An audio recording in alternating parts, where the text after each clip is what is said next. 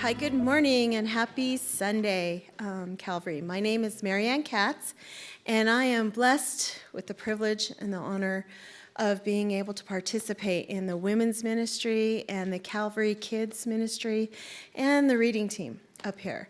So, and just in case, I don't get a lot of chocolate for Christmas, so that's my name tag today, okay? Anyway, our reading today is from Isaiah chapter 9, verses 1 through 7. Please follow along as I read. But there will be no gloom for her who was in anguish. In the former time, he brought into contempt the land of Zebulun and the land of Naphtali. But in the latter time, he was made glorious, the way of the sea, the land beyond the Jordan, Galilee of the nations. The people who walked in darkness have seen a great light. Those who dwelt in a land of darkness, of deep darkness, on them has light shone. You have multiplied the nation. You have increased its joy. They rejoice before you as with joy at the harvest, as they are glad when they divide the spoil. For the yoke of his burden and the staff for his shoulder, the rod of his oppressor, you have broken as on the day of Midian. For every boot of the trampling warrior in the battle tumult, and every garment rolled in blood will be burned as fuel for the fire. For to us a child is born, and to us a son is given, and the government shall be upon his shoulder, and his name shall be called Wonderful Counselor, Mighty God, Everlasting Father, Prince of Peace. Of the increase of his government and of peace there will be no end, on the throne of David and over his kingdom, to establish it and to uphold it with justice and with righteousness from this time forth and forevermore. The zeal of the Lord of hosts will do this. Thanks, Marianne. Well, as we said at the beginning of service this morning, that today marks the start of Advent. Now, Advent is a really important, a really special moment in the church calendar that Christians have been celebrating for as long back as we can see as the 4th century or so, where it's this time that we focus on the coming of Jesus. That's what that word means in a really simple definition. Advent means coming or arrival. We celebrate that Jesus has come. He was born on Christmas. And yet it's also a time that we are awaiting his second advent, when he comes back. So Advent then becomes this interesting time that's marked by the joy of what Jesus has accomplished, yet it's the waiting, the longing, the anticipation of what he will do when he comes back. We are in a privileged position to be able to say on this side of the cross what Jesus has already accomplished. That is our certainty. That is what gives us the hope to look forward. But it is still a time that we await when he fully keeps all of his promises. It's a time of waiting and rejoicing. It's important as well that we set aside this time to be different, to be distinct, because it's easy for us to miss the significance of this season. It's easy for us to get swept up in all else that comes when December does. And many of these things are not going to be bad things. We fill our time with family and traditions and joy and all of these gatherings that we do. Those are good. We would never say those are bad. But it's easy when our calendar becomes full to miss the importance of this time. It's easy as there's so many pressures around us that we miss what is truly valuable in this moment. It's easy as our calendars get out of whack that begins to fill our mind with the importance of this time instead. It's a moment that's full of directions that we can get pulled, full of messaging as to what is the significance of the season, and we want to stop. We want to pause and remember the reason we have for joy and the reason why we are waiting. It makes me think of when my wife and I were pregnant with our child, one of us more than the other. It was this time that was full of anticipation, of waiting, of joy. That even before we saw him face to face, there was this delight, this desire to see what will he be like? Who will he become? It's building this joy in the anticipation of who he will be. And during that time, what adds to it is this question that we got peppered with throughout is, what will his name be? What will you call him? And so it's this time to build anticipation, to build joy as we are waiting to be able to see him face to face. As what will we call him becomes this question we're asking. It makes me think of the situation that was going on in the book of Isaiah. It's a weird transition, I know, but just stick with me. Because in the book of Isaiah, it's written at a time to where God's people were waiting. The anticipation was building. And as we talk about how we now are waiting for Jesus to come back, well, it's easy to find a parallel to the time that the world was waiting before Jesus came the first time. There's this longing of when will God keep his promises? This waiting for when will things turn out the way God says they will be, much like we ask today. And so it's easy to go to these places towards the end of the Old Testament and see, well, there's friends, there's peers. They too were waiting like we were. But the book of Isaiah in particular makes me think of this because the first 9 to 10 chapters or so, well, the way the story is told is through the promise of sons and the unique names that they were given. God is working through the lives of his people, and he continues to say that these sons will be given, and they're given unique names as ways to show the work that God is doing. Now, let me give some context to the book of Isaiah so we can understand why this matters, why this is significant. The story comes after centuries of God being faithful to the Jewish people. He rescued them from slavery, brought them into a land to be their own. He was constantly faithfully working through them, raised up kings to lead them back to him. And all the while, Israel kept turning away, turning towards other places of guidance and instruction, turning towards other gods around them, not listening to the God who constantly was faithful to them throughout. And it gets to the point that God is going to allow them to be taken into exile. They're going to leave these homes that God has given to them so that they might see their dependence on him, so that they might turn and be faithful to him. But all along the while, God does not leave his people to just guess, why is this happening? What is God doing? Did he abandon us? He raises up these prophets to speak truth during this time. One of these prophets was a man named Isaiah who spoke of what God was doing during this time. All of it's happening, or at least the beginning portion is happening under the reign of this king named Ahaz. And what we hear about for the purpose of the kings is that God's promise that he would raise up this line of kings that would last forever, and they would faithfully lead the people, that they would lead them back to God, not just care for the nation, but care about the yearnings that they have for God. And oftentimes you would see that the kings would be this picture of the faithfulness of Israel as a whole. If the king is faithful, the people tend to be faithful. If the king is reminding himself that God has provided everything that they have, well, the people would do the same. Ahaz was not that sort of king. He was an awful king.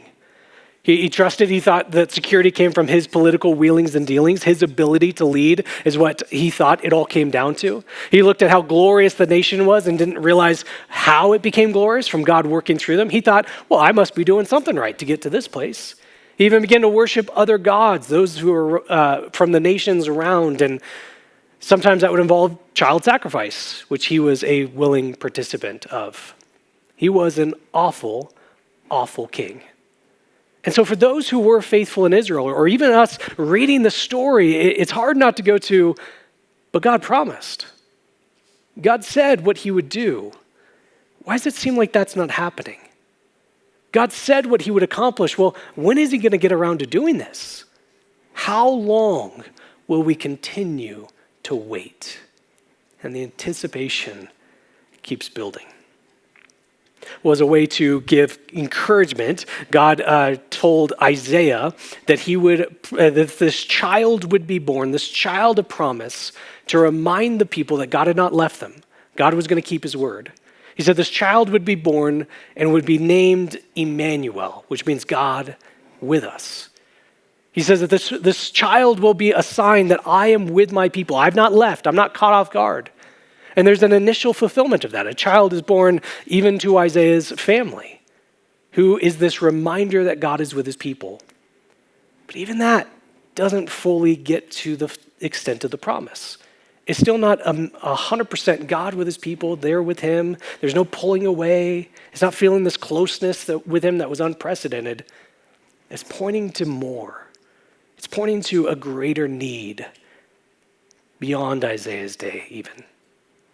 Well, that kicks off this whole process of Isaiah naming the sons that are given to him as the way that God is working through his people. He has a son named Shir Jasheb, which means a remnant will return. It's the promise that God will bring some of his people back to this land, that he will continue to work through them. He has a son after that named Mahershala Hashbaz, which means the spoil speeds and the prey hastens. It's a really catchy name. I'm sure it was in consideration for you guys. But it's this idea that disaster is about to come for the Israelites.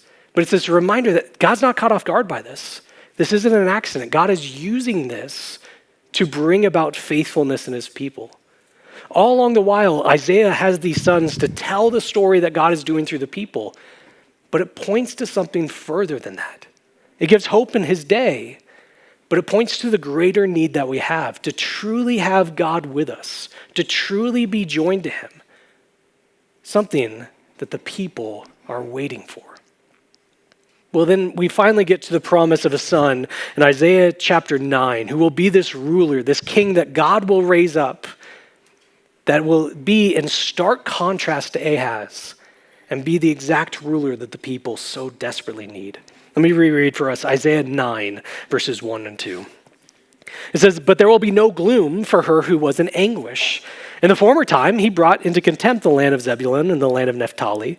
But in the latter time, he has made glorious the way of the sea, the land beyond the Jordan, Galilee of the nations. The people who walked in darkness have seen a great light. Those who dwelt in a land of deep darkness, on them has light shone." I mean, just look at the promises of this son to be born, this king to be given, that this land that was marked by gloom and anguish will not be that way anymore. That this constant threat of invasion from the north, that's why it's talking about these northern tribes, this threat of coming from the Gentiles will no longer be there anymore. Instead, this ruler will come and the days will no longer be marked by darkness, but light instead. It will be marked by joy rather than hardship, abundance rather than lack, freedom rather than oppression, the end of all hostility rather than the constant continued trampling of conflict. It says that the government, that rulership will be on his shoulders, that he will be this king to come through and perfectly reign in the way that all people need, that will perfectly point the people back to God, that will perfectly not just care about the concerns of a nation, but be part of the answer of the spiritual crying out of every heart. This king that not just Israel needs, but the world needs, is promised here in Isaiah. For to us a child has been born, a son has been given. He is this one that the world longs for. And so the anticipation builds. The waiting continues. And as you read through the book of Isaiah, it's, all right, when is this child going to come? When is he going to be born? When is God's people going to be brought back to him? And as you're reading through it, it's building this anticipation. The waiting becomes unbearable. And finally you read towards the end of the book of Isaiah, a son is born. This ruler raises up and then name him Hezekiah. And it seems like this must be him. He's leading the people so well. He's faithful. He's pointing people back to God. There's prosperity during his reign. Finally, our waiting has come to an end. Finally, the days of when will God keep his promises seems to be fulfilled. That is until Hezekiah too turns away from God. And the stopwatch starts again. When will God keep his promises? How long do we need to wait for this one that the world so desperately longs for? At all these places that we see, this must be it. Will it fall short? Well, what a joy it is to be on this side of the cross and point to the day when this finally happened. See, what we celebrate at Advent is that Jesus has come. This promised child, the son who does exactly what we need, has arrived. It's no longer trying to figure out, is this king the one? Is this person here? How long do we need to wait? We can go to a definitive moment in time and say, that is when the waiting stopped. A child was born. A son was given. This king, this perfect one that the world so desperately longed for finally has arrived. So the way that we're going to spend Advent this year is we're going to look through these names that are given in the book of Isaiah to help us to understand who is this one who has come, to know how we can relate to him now, but also point ahead to what are we still longing for? What are we still waiting for the full completion of to happen? He has come, he has put in work that will certainly be fulfilled. And our hope, our encouragement comes from the fact that he has arrived. He will arrive again. So as we look at these names, as we see how do we relate to him, we see names like Wonderful Counselor, Mighty God, Everlasting Father, Prince of Peace, Jesus. This one who is promised, that is who he is. This morning I'm going to take that first name that's given from Isaiah chapter 9, and that is Wonderful Counselor. How is Jesus our wonderful counselor? Well, this idea of a counselor, especially in this government type position, is being able to give guidance and direction for an entire people, to give encouragement to a nation as to what is to do that's best for their preservation, for their success, this giving of guidance on a national type level. But also with it, there comes this aspect of care and comfort that a counselor brings. When we think about the world that we live in, there's so many places that try to fulfill this role of a counselor that gives us advice and guidance and direction, suggestions for how we are to live, ways to make things better in our lives. One of the key places that we get this is in commercials. There's all kinds of counsel as to your life is incomplete unless if you get this product, it's going to make things so much better for you. Or we can get counsel from friends, those who know us well and can speak into our life. Maybe we just got done getting a bunch of counsel at the Thanksgiving table as there was jabs from relatives at that time, hypothetically. Or one of the greatest places of counsel that we go to now comes in the form of reviews. Whether we're looking to buy something or just trying to find a place to eat, we are quick to go to what have other people said about this? Of course, we just filter it out by 5 stars or 1 stars. Everything else is just a waste of time. But we are quick to seek out counsel for everything. But it's not as though we're just victims of this, that everyone is just trying to tell us what to do. There's actually a part of us that really craves this guidance. There's a pastor in Kenya who had a quote that I just really liked. His name is Joshua Lamayan. He put it this way. He says, "Counsel abounds because crossroads abound. Our lives are full of gray areas, thin lines, and uncharted territories. Moments and seasons where the wisdom that we relied on previously will not suffice. To live in this life is to learn. Therefore, the question is not whether you have a counselor, but rather who it is." See, there's so much uncertainty. There's so much the fear around us that it's not just that people are trying to tell us what to do. We're desperate for that. We crave guidance. We crave counsel. Because without that information, without some sort of direction to go to, well, that's when insecurity comes. That's when anxiety takes over. I mean, how often do we feel or hear other people just say, I don't know what to do, I don't know where to go? That so plagues people today. We are desperate for a counselor. And so that's what makes the promise of Isaiah 9 that this one who is to come, who is a wonderful counselor, is so beautiful, because that is exactly what we need.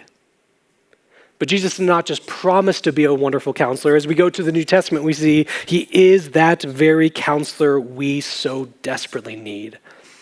I think of a place like Hebrews chapter 4, which is speaking of Jesus' unique role as our high priest, the one who mediates between us and God. As he does that, there's so much of it that's counsel that's given, guiding us back in the way that we need, giving us direction to go in life.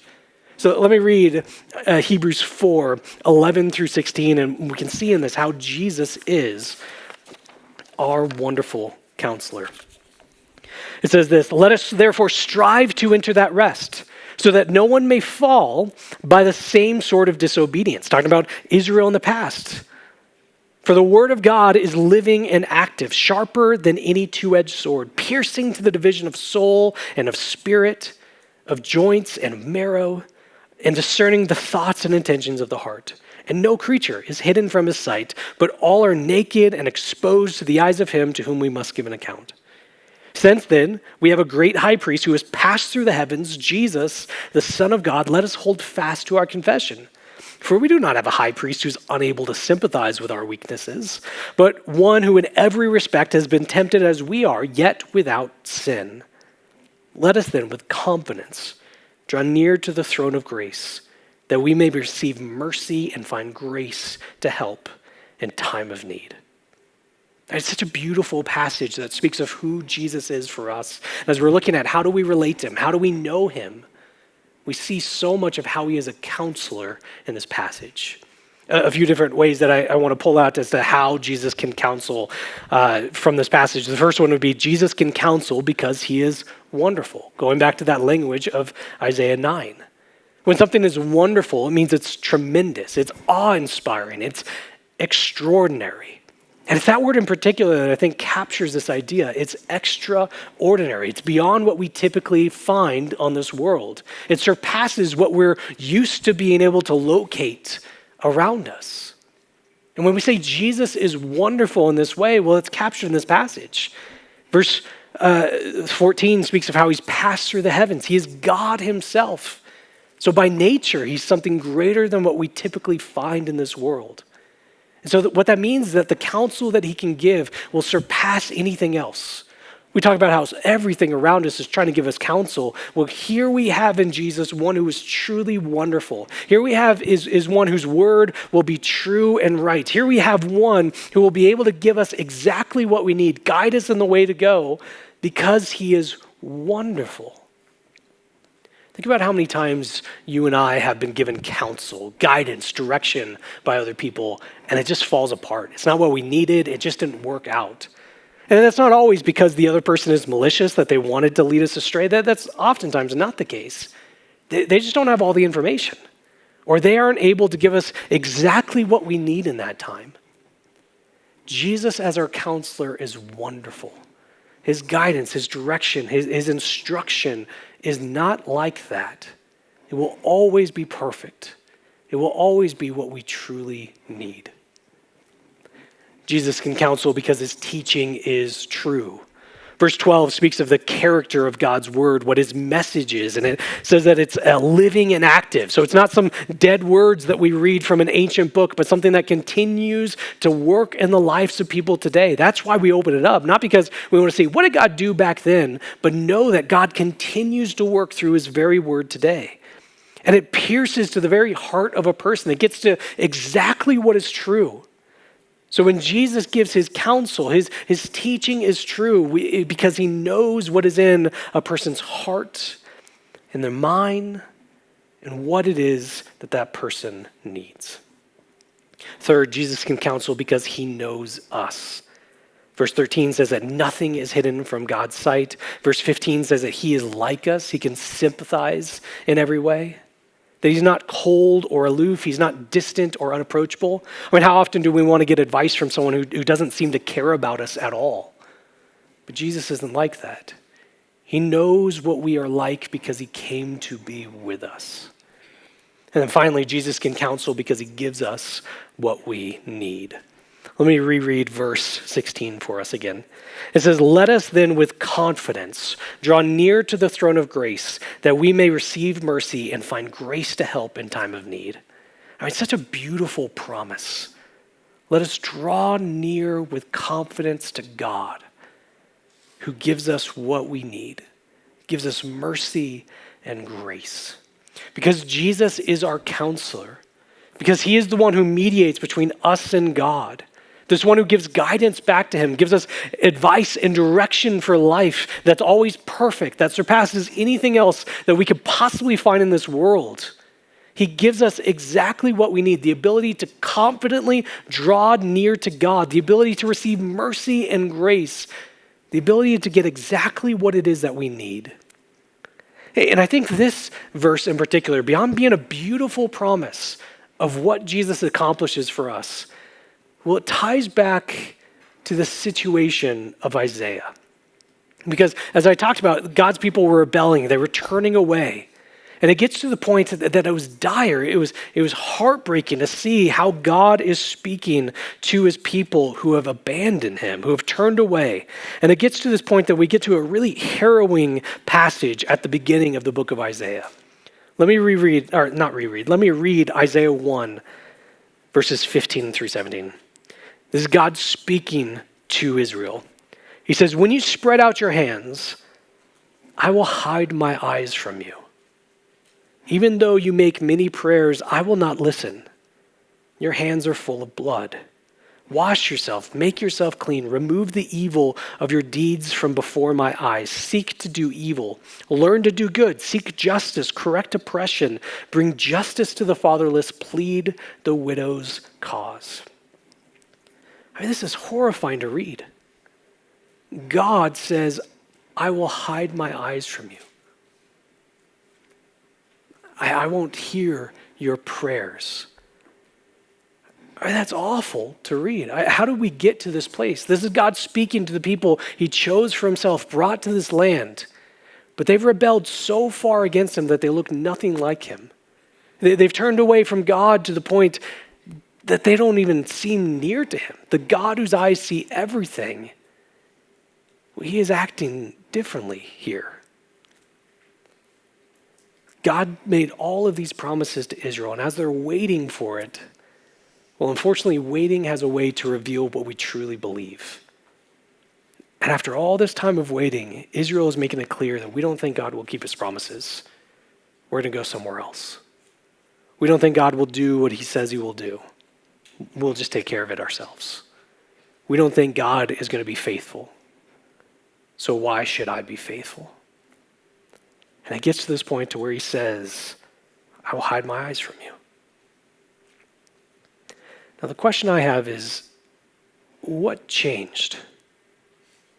What changes from God saying this to Israel in Isaiah 1 to then saying later in Hebrews chapter 4 that we have the confidence to draw near to God himself?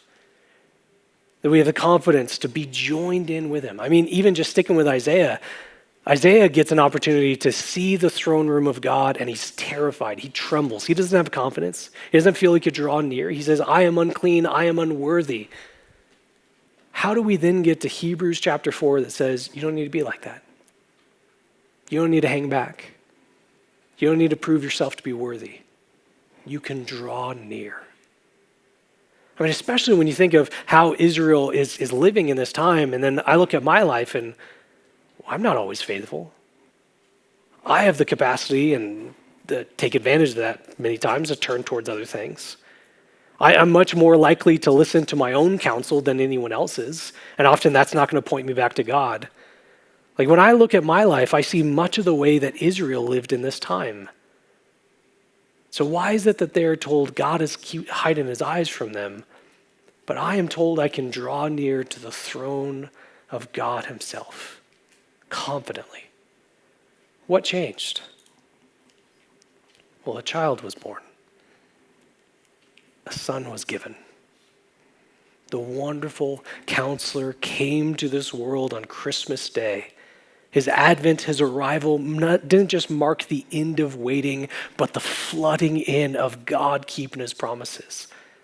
Where it's not the basis of my ability to clean my life up. It's not the ability of me to be faithful, but God faithfully kept his promises at Christmas. God faithfully came to this world to bring us back, to give us guidance back to him.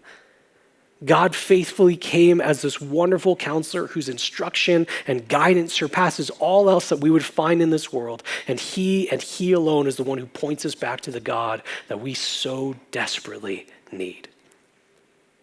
This Advent season, like every single season of your life and my life, we're going to be given advice.